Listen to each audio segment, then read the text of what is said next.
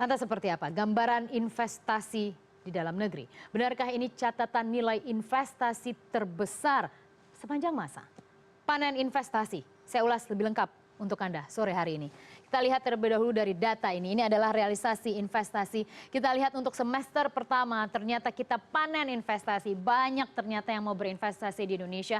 Dan ini berita baik sesungguhnya. Di tengah perlambatan ekonomi global, kemudian gejolak pasar finansial pasca Brexit misalnya sebagai sentimen. Tapi ternyata kita mampu membuat dunia ataupun investor masih masuk ke dalam negeri. Kita bandingkan angkanya. Pada tahun 2015 investasi yang bisa kita kumpulkan 259,7 triliun rupiah. Dan angka ini ternyata mengalami peningkatan sangat signifikan pada periode yang sama tahun ini. Semester pertama 2016 kita mencapai 298,1 triliun rupiah. Dan angka ini menunjukkan Indonesia masih dilirik oleh investor. Indonesia masih menarik, masih ada harapan, ada potensi-potensi besar di sana. Dan mereka masih melihat proyeksi yang cukup baik dari Indonesia. Beberapa memang sangat mempengaruhi. Kita lihat, sebelum saya ke sana, kita ke sini dulu. Ini ada data pie chart. Bagaimana, siapa sih sebenarnya investasi yang begitu besar di 298,1 triliun rupiah?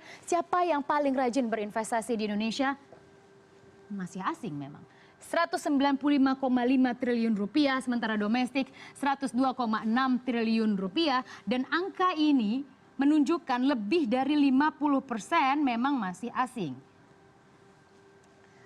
Artinya sebenarnya ada nilai positif, ya tergantung persepsi. Artinya lagi bahwa di pasar internasional kita masih sangat dilirik. Fundamental ekonomi Indonesia masih cukup baik. Dan kemudian kalau bila kita melihat bahwa asing masih mendominasi investasi, ya faktanya demikian. Beberapa hal memang sangat mempengaruhi. Kita lihat beberapa yang dikeluarkan oleh pemerintah seperti paket kebijakan ekonomi, ada 12 digit yang dikeluarkan oleh pemerintah. Kita lihat juga ada potensi ya, ada potensi repatriasi dari tax amnesty, itu juga cukup positif. Dan kita lihat bagaimana kebijakan moneter juga tampaknya sekarang mulai diperlonggar, tentunya berdasarkan data-data ekonomi dalam negeri. Dan kita lihat beberapa kombinasi hal ini memberikan euforia yang cukup besar, sehingga investasi pun tidak mau ketinggalan, masih masuk lagi ke dalam negeri dana-dana tersebut. Lalu kita ke sini, ini adalah tren realisasi investasi ini yang kemudian disebut oleh sejumlah orang bahwa ini merupakan rekor karena angkanya adalah,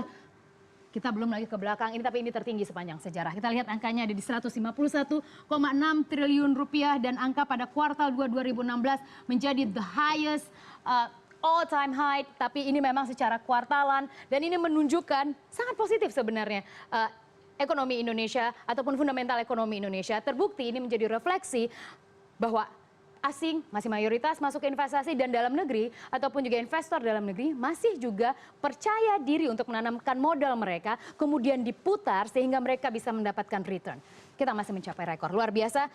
Dan selanjutnya saya bawa Anda ke sini. Dari rekor investasi tersebut, saya ingin tahu kemana sebenarnya uang mengalir untuk baik asing maupun domestik. Ke sektor mana yang paling banyak bergerak dari uang-uang yang masuk ratusan triliun rupiah tersebut. Kita lihat bersama. Domestik misalnya, yang paling banyak itu ternyata ada di industri transportasi, 8,3 miliar dolar Amerika. Lalu kemudian diikuti oleh industri non-logam, 8,1 miliar dolar Amerika, cukup positif. Kemudian industri makanan, ternyata kuliner Indonesia masih sangat digemari oleh para investor dalam negeri dengan 7,7 miliar dolar Amerika. Sederhananya banyak yang mulai buka restoran mungkin, ataupun sekarang sudah ada food truck ya, itu juga mungkin diperhitungkan oleh BKPM. Dan tidak hanya itu, saya ingin menambahkan satu lagi, mungkin saya terlupa, bahwa ada sebuah konsistensi pemerintah untuk memberikan kemudahan investasi. Anda masih ingat mungkin pelayanan terpadu satu pintu PTSP, di mana Anda bisa dipermudah apabila ingin berinvestasi. Hanya membutuhkan waktu 3 hari, tidak lagi birokrasi yang panjang ribet, itu sudah selesai. Sudah tidak ada lagi, hanya butuh waktu 3 hari Anda bisa ke PTSP dan Anda bisa buka usaha. Sesederhana itu sesungguhnya. Dan namun Anda lihat efeknya sangat besar di sini. Kita belum berbicara mengenai tax amnesty karena ini belum diimplementasikan dalam paruh pertama 2016, tapi untuk paket kebijakan ekonomi, kemudian kita lihat tentang PTSP salah satunya, itu sudah terasa dan mulai terefleksi pada 6 bulan awal tahun ini. Lalu kita ke asing, kalau asing kemana sih mereka paling banyak menggelontorkan dana investasinya? Ternyata industri elektronik, 893 juta dolar Amerika. Dan kemudian diikuti oleh industri tambang 714 juta dolar Amerika dan industri farmasi 591 juta dolar Amerika. Untuk industri farmasi sebagai informasi 80% bahan baku industri farmasi Indonesia masih impor. Masih impor. Jadi artinya bisa jadi itu masuk ke sana. Dan kita lihat industri elektronik juga 893 juta e-commerce misalnya itu masuk ke sana. Kemudian industri tambang pasti padat modal. Investasinya sangat besar, tapi asing punya uang, dia masuk, maka kita lihat catatannya industri tambang. Dan tidak hanya itu, Anda lihat mungkin Anda masih ingat yang disebut dan menjadi salah satu syarat apabila ingin dibuka keran ekspornya untuk bahan bakar ataupun minerba smelter. Asing sudah masuk ke sana, konsistensi asing kita akan tunggu karena ini merefleksikan bagaimana uang-uang tersebut masuk ke dalam negeri. Saya akan bawa Anda ke sini, negara yang paling rajin investasi di Indonesia. Posisi pertama, Singapura. 34,86% investasi yang ada dalam negeri masuk dari Singapura. Dan kita lihat itu senilai 4,9 miliar dolar Amerika. Dan Anda lihat Singapura manusianya kecil, wilayahnya kecil. Tapi kenapa dia menjadi nomor satu yang paling rajin investasi di Indonesia? Ya kita tahu di Singapura ada banyak sekali perusahaan multinasional, ada korporasi multinasional yang memiliki headquarters di sana. Jadi mereka tercatat dari Singapura, padahal belum tentu juga dari Singapura. Gitu. Selanjutnya kita lihat adalah dari, kita ke 20,57% Jepang. Jepang masih cukup signifikan 2,9% dengan 20,57% dari total dengan 2,9 miliar dolar Amerika. Selanjutnya yang menarik adalah ini yang akan saya jelaskan, Hong Kong ataupun Tiongkok. Jadi Hong Kong ataupun Tiongkok kali ini masuk menjadi posisi ketiga negara paling rajin berinvestasi di Indonesia dengan 1,1 miliar dolar Amerika dan mengisi 7,85%. Senangnya saya, ternyata untuk Tiongkok sendiri kita tidak berhenti di komitmen investasi. Paling males sebenarnya kalau bicara komitmen investasi tapi kemudian tidak ada realisasinya. Tapi dalam realisasi investasi semester pertama Tiongkok melalui Hong Kong membuktikan bahwa ternyata mereka sudah memasukkan 1,1 miliar dolar Amerika ke dalam negeri. Lalu kita lihat selanjutnya adalah Tiongkok sendiri dengan 1 miliar dolar Amerika. Kemudian adalah Belanda dengan 0,6 miliar dolar Amerika. Jadi ini negara-negara yang rajin banget gelontorin uangnya masuk ke dalam negeri, tentunya ya pastilah dengan tujuan bisnis. Dan Tiongkok saat ini sudah masuk 10 besar. Jadi tidak hanya hingar-bingar ya akan membantu negara emerging market dan lain sebagainya sudah terrealisasi. Lalu saya ingin melihat wilayah mana di Indonesia yang paling banyak guyuran investasi. Melihat data ini sederhana saja, selintas saja Anda masih melihat angka ini masih tersentralisasi di Jawa dan Bali. Sebenarnya saya juga masih sedikit menyayangkan mengapa setelah puluhan tahun merdeka kita masih saja berkutat di Jawa dan Bali. Benar memang bahwa yang lain, wilayah lain terlalu lambat ataupun memang saya tidak tahu apa disengaja diperlambat pada pemerintahan-pemerintahan sebelumnya. Tapi paling tidak ini menjadi salah satu bidikan ataupun juga sasaran ketika orang berinvestasi. Karena memang di Jawa pula mayoritas penduduk total populasi Indonesia ada di sini.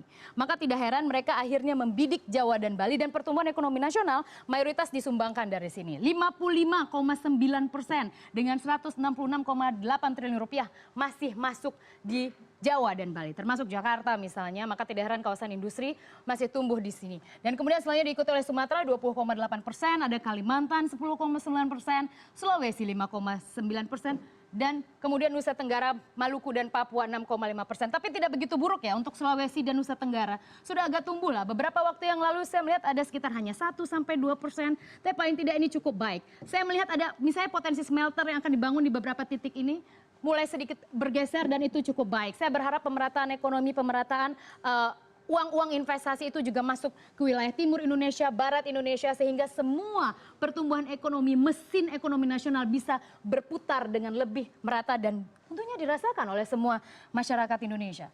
Lalu kita lihat ini yang menjadi salah satu pekerjaan rumah pemerintah.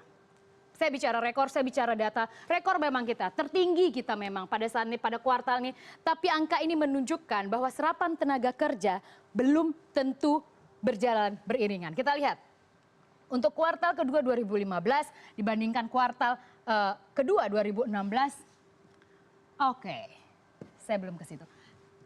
Angkanya mengalami penurunan dari 370 ribu menjadi 354 ribuan tenaga kerja. Yang menjadi pertanyaan kemudian, tadi kita bicara data dan angkanya rekor, tapi mengapa tenaga kerjanya mengalami koreksi ataupun penurunan minus? Sederhana jawabannya, artinya padat modal, bukan padat karya. Uang yang masuk ke dalam negeri, dan itu yang menjadi pekerjaan rumah pemerintah. Pemerintah harus menggenjot lagi agar investasi yang masuk itu bisa ke sektor padat karya, sehingga itu bisa menjawab pekerjaan rumah ini. Hanya itu saja. Lalu kita lihat untuk kuartal pertama ke kuartal kedua peningkatannya cukup signifikan, 327 ribu menjadi 354 ribu. Tapi secara tahunan ini mengalami penurunan, dan beberapa teori menunjukkan untuk struktur ekonomi Indonesia, memang kita pada kuartal pertama kita tumbuh kecil dari 5% dan itu memang mengancam tenaga kerja. Secara teori dari Asian Development Bank menyatakan di bawah 5% hampir tidak mungkin menciptakan lapangan kerja. Itulah yang akan menjadi pekerjaan rumah pemerintah. Investasi harusnya berjalan beriringan dengan serapan tenaga kerja.